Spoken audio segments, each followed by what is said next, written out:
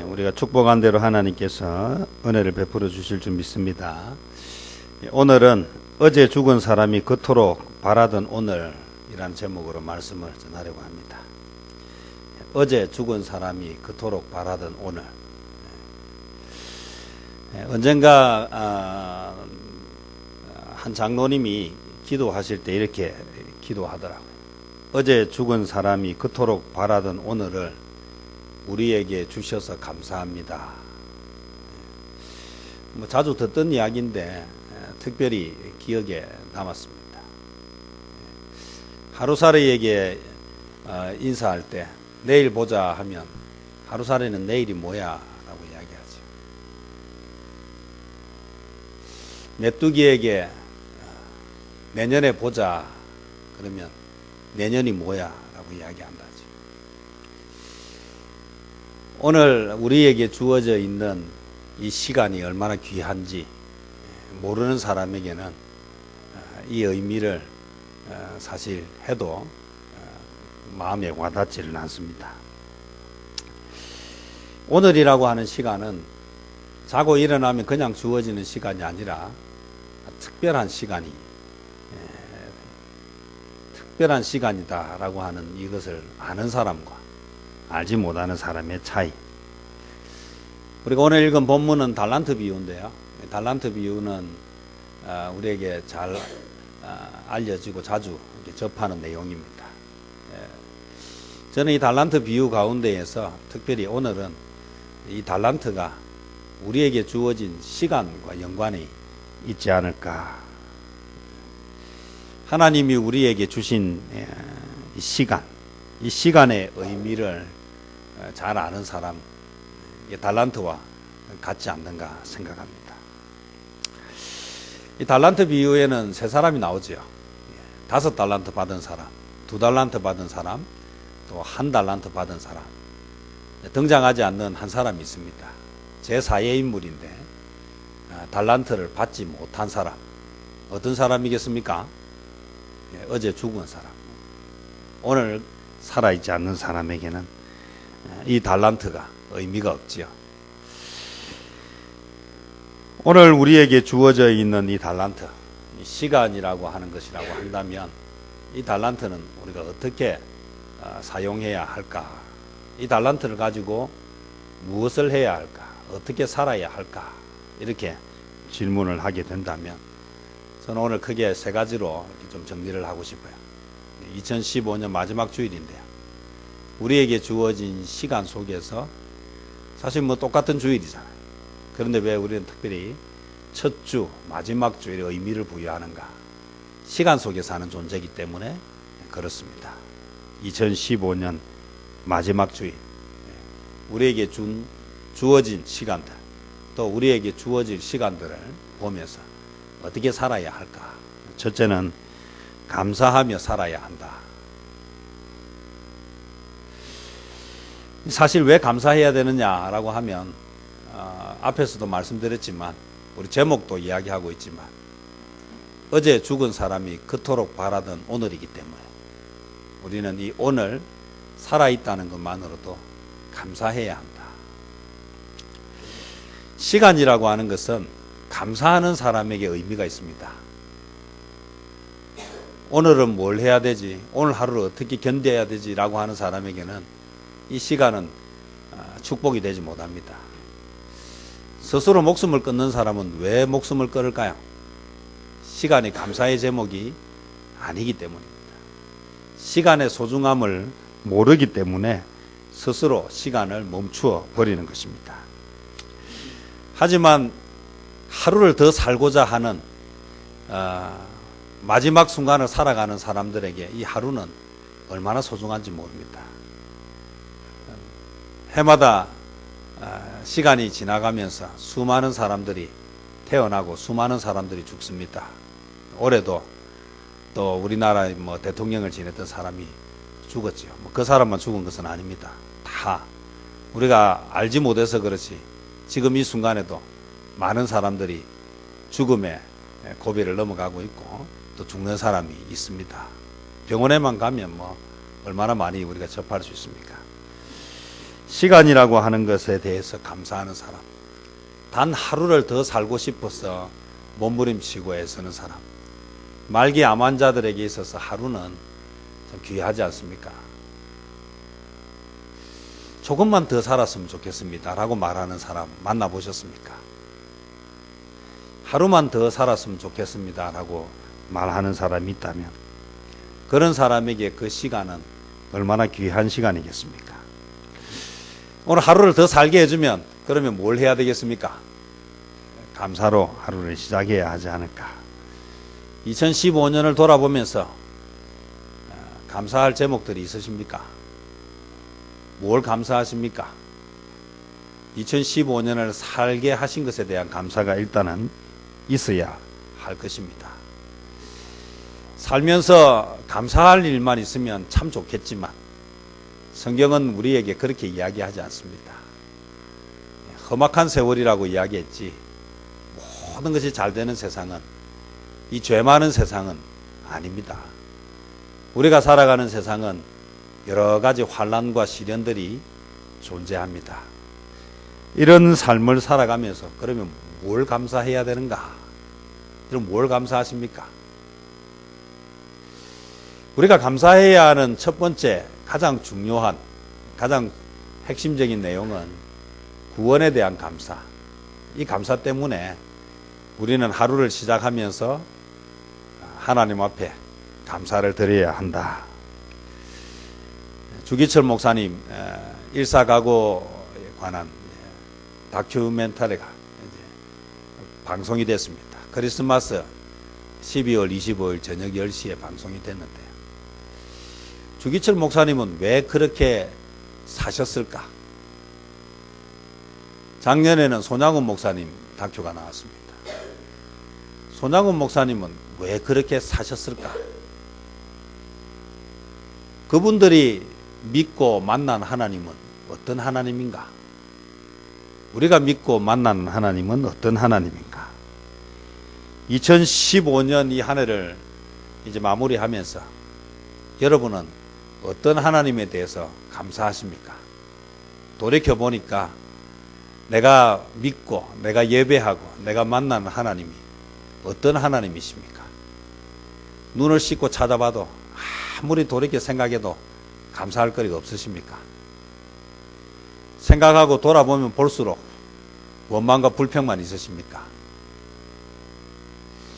혹시 삶이 고달프고 어려울 수는 있지만 그럼에도 불구하고 우리는 이 험악한 세상이 끝나면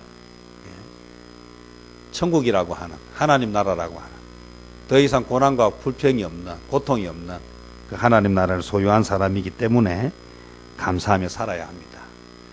감사는 누가 할 수 있느냐 하면 살아있는 자가 할 수 있습니다. 죽은 자는 말이 없습니다. 우리는 오늘도 살아있기 때문에 감사를 하면서 살아야 합니다. 살아있다라고 하는 것을 다르게 표현하면 저는 요즘 골든타임이라고 이야기를 많이 하는데 살아있기 때문에 할 수 있는 말입니다. 죽기 전에 해야 하는 말도 감사라고 할 수 있습니다. 2015년 한 해를 생각하면서 감사의 제목들을 쭉 돌아보시고 이 감사를 열심히 하면서 남은 2015년 시간들, 귀한 시간들을 보내시기를 바랍니다. 감사가 우리의 삶의 마지막이 되어야겠습니다. 2015년 한 해를 돌아보면서 감사로 끝을 맺고 2016년을 감사로 시작할 수 있기를 축복합니다. 오늘 우리가 어떻게 살아야 할 것인가? 이 시간의 달란트를 받은 우리가 감사하면서 살아야 한다. 그러면 오늘 5달란트, 2달란트 받은 사람은 감사하며 살은 것 같아요. 그런데 1달란트 받은 사람은 그러지를 못했습니다. 왜 그랬을까? 왜 그 1달란트 받은 사람은 왜 그렇게 살아내지 못했을까? 그것은 담대하지 못했기 때문이다. 담대하다라고 하는 말은 용기라는 말과 바꾸어 쓸 수 있습니다. 용기를 내지 못했습니다. 오늘 본문을 잘 보면요.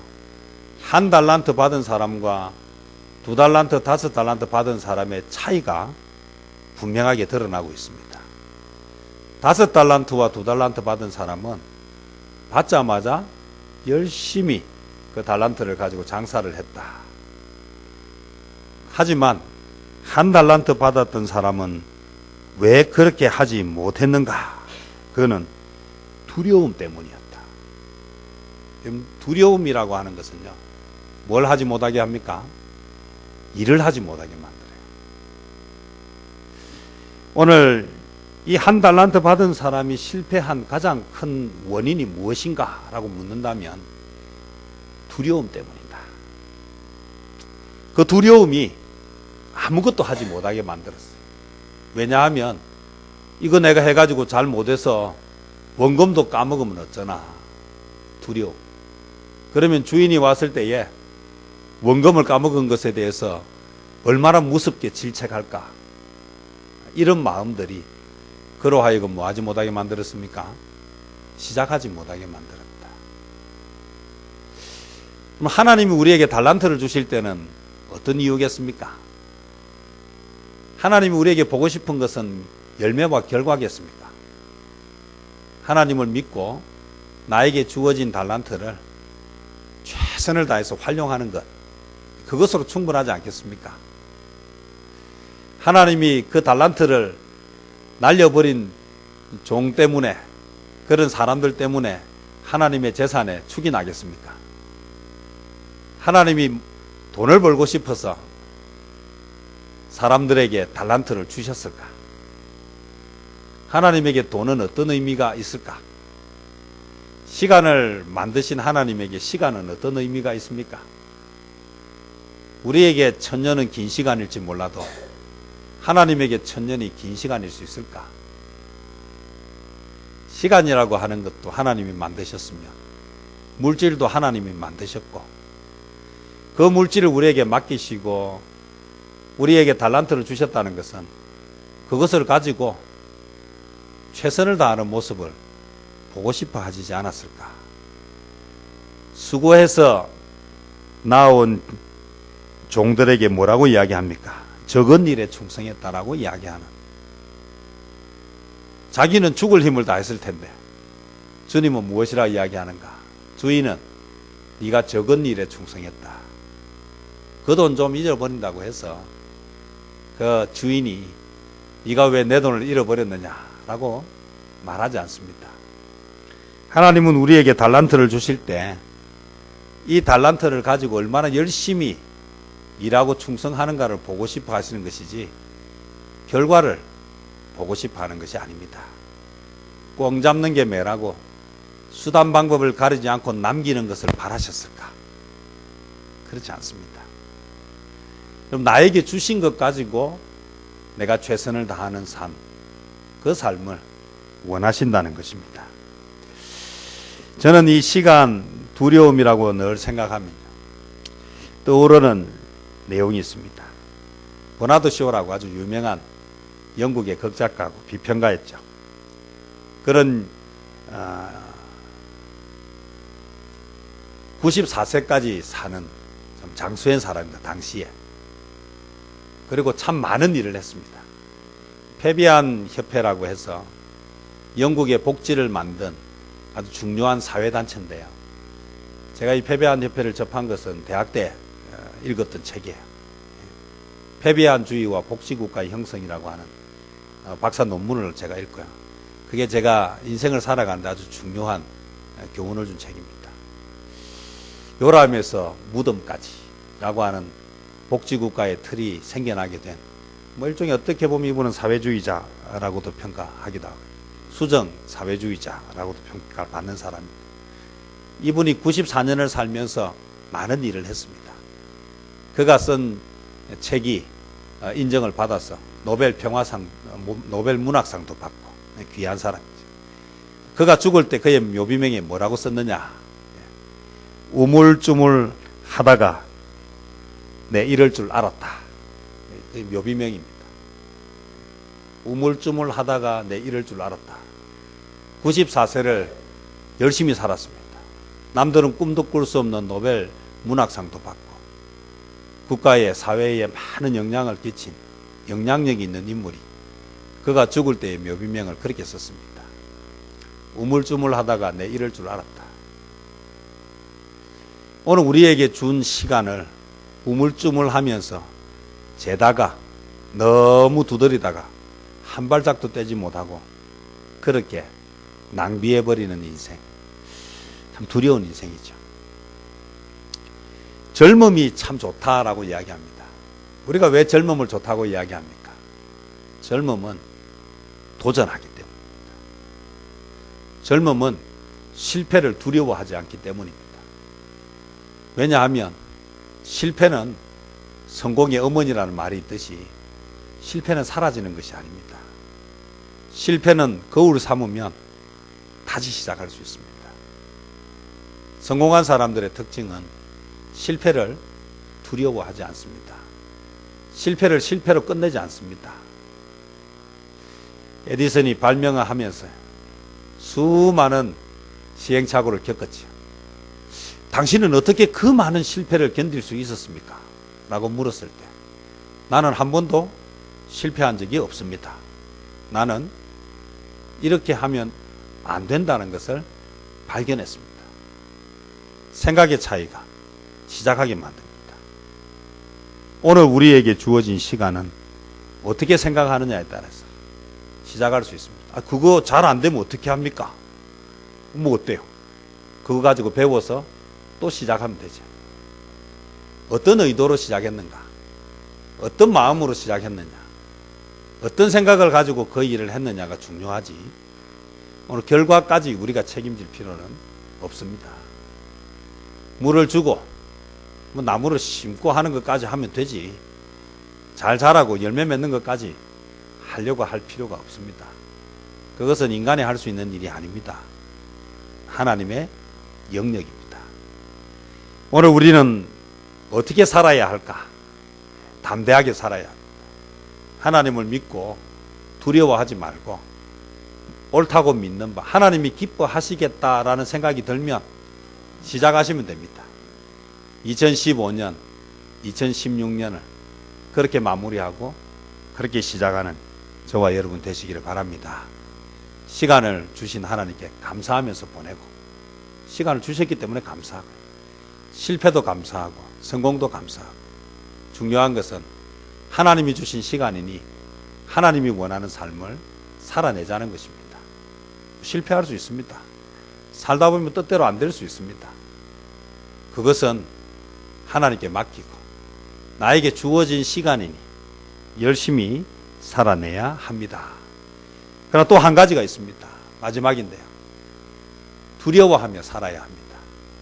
뭘 두려워해야 되는가?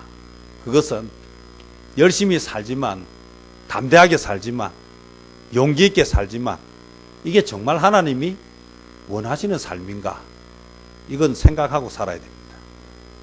내 시간이니까 내 마음대로, 내 재산이니까 내 마음대로, 내 자식이니까 내 마음대로. 글쎄요. 언제 우리의 소유물 중에 내 것이 있었습니까? 내 시간이라는 말이 맞습니까? 내 물질이란 말도 맞습니까? 내 자식이란 말도 맞습니까? 성경은 그렇게 이야기하지 않습니다. 청직이라고 이야기하지 주인이라고 말하지 않습니다.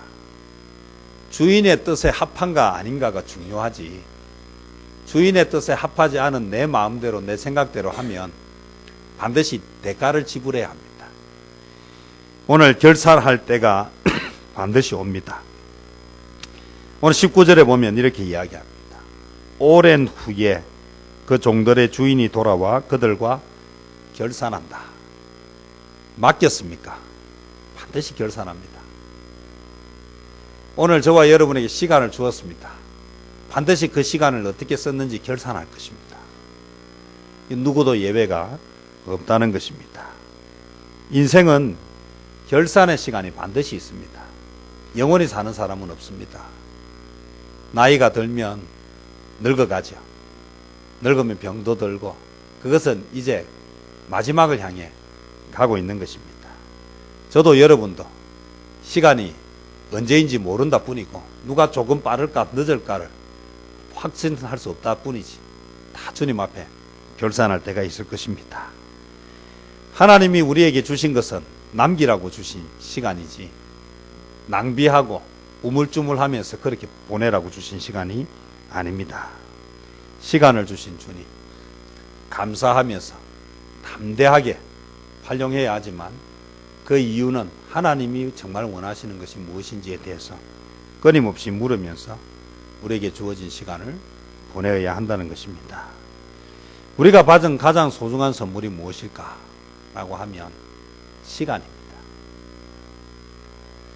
이 시간은 어떻게 보내느냐에 따라서 우리에게 축복이 될 수도 있고 재난이 될 수도 있습니다. 왜냐하면 그 시간이 지나버리고 나면 그 다음에는 할 수 있는 돌이킬 수 있는 시간이 없다는 것입니다. 귀한 선물이 시간이라면 우리는 이 귀한 선물을 잘 활용해야 합니다. 늘 물으면서 성경이 뭐라고 이야기하고 있는가, 하나님이 내 삶에 대해서 뭐라고 평가하실까에 대해서 생각하면서 우리 2015년을 잘 마무리하고 또 2016년을 준비하는 저와 여러분 되시기를 바랍니다. 감사하면서 보내는 시간, 또 그러면서 용기를 내고 또 이 일에 내가 동기가 바로 되어 있는가, 내가 가고 있는 이 일이 정말 하나님이 보실 때에 칭찬받을 만한가 이렇게 생각하면서 담대하게 살아가는 저와 여러분 되시기를 축복합니다. 기도하겠습니다. 주님